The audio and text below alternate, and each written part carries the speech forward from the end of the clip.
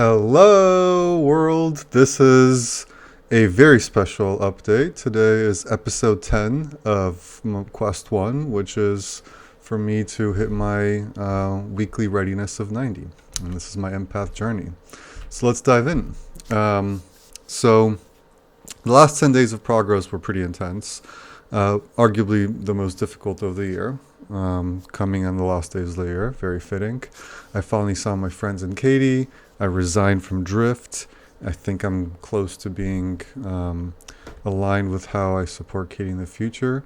And all of this is kind of coming in on the last days of the year, which is pretty wild.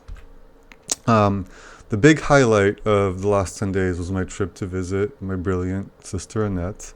We did so many beautiful things like playing games, watching movies, going on hikes, playing with our unicorn tree, playing Labyrinth, coffee, Christmas.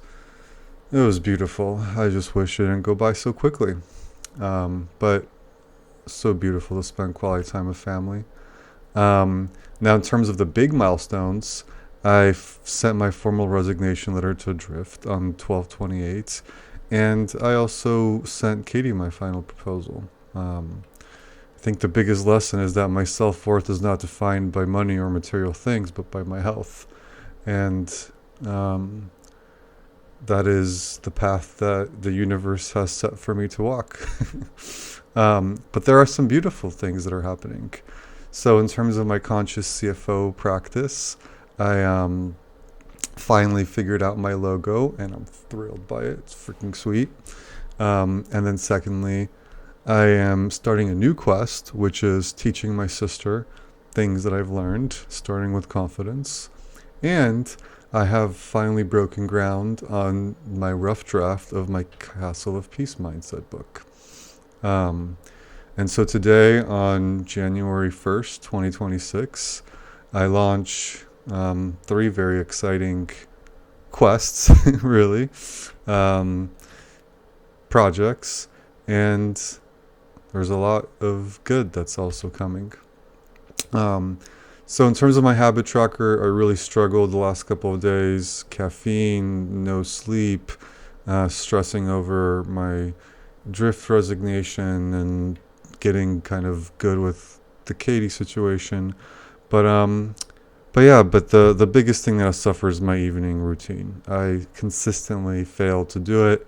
Either I was too tired or busy. And so that is where I must really focus going forward. Ending the year also, I was doing really well with my readiness scores, but over the last month kind of slid down into the low 80s instead of the mid to high 80s. And so I'm still fighting to hit 90. And I think that January might be the month where it happens. Maybe February of next year.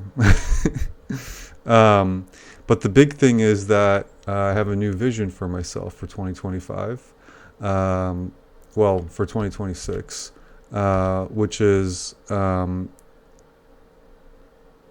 I want to have a slightly different tracking system, one that is much more aligned around time tracking.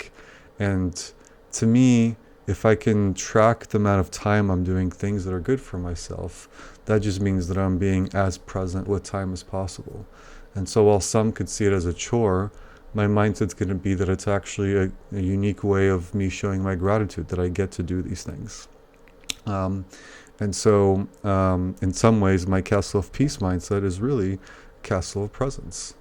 And I will also be much more intentional about how I eat food. And I think that I have a roadmap for incredible success here with this. And so lastly, I wanted to share some of my wins and losses.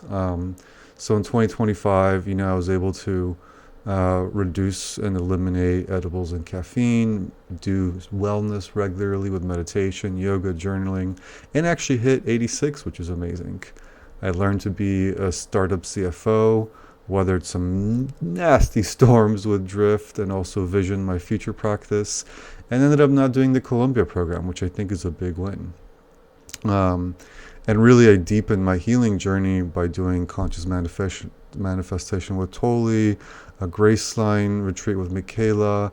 I went to go see Joe Dispenza. I did Sarah Life and Business Coaching, did trauma healing with Alicia and Gabor Mate, and was blessed to be given the opportunity to thank Jay for all of his work for me, and then really kind of fought through the Katie separation. And so I have to be very, very proud of creating the space for myself to heal, living in Palm Springs alone, developing my emotional car.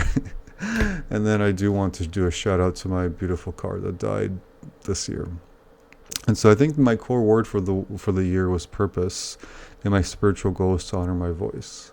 And so heading into 2026, I'm really looking to live a fulfilled life in gratitude, peace, and love, be more gut conscious, deepen my mindfulness practices, and finally break 90, not just in readiness, but in sleep.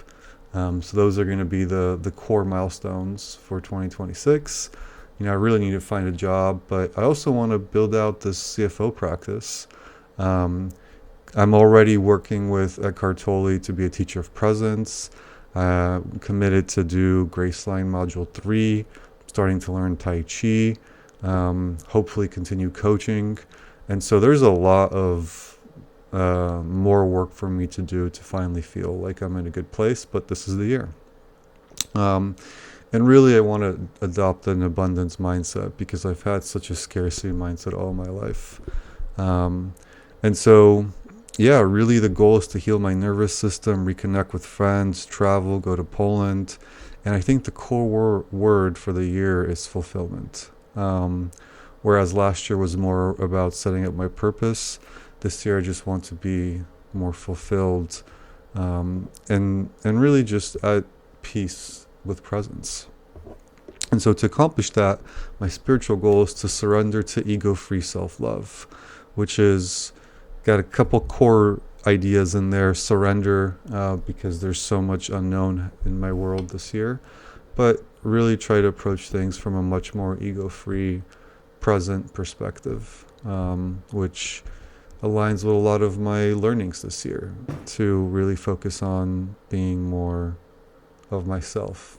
So this is a slightly larger update than usual, but I thought it'd be great just to kind of share where I'm at with things. And so I do want to thank myself for keeping this update going. One day I'll look back on it and be like, holy crap, you survived. Right now the mountain seems impossible to climb, but I think Jay Shetty had this beautiful closing remark in the last talk that he gave, which was, when you're climbing a mountain, if you just continue looking up, it might be intimidating, but sometimes you got to look down. And so, these videos have helped me in some ways look down, look back at the progress. I still don't feel as healthy as I want to be, but I know that I now have the runway to make it happen. And so with that, thank you for hanging out with me, and can't wait to see what happens next. Much love.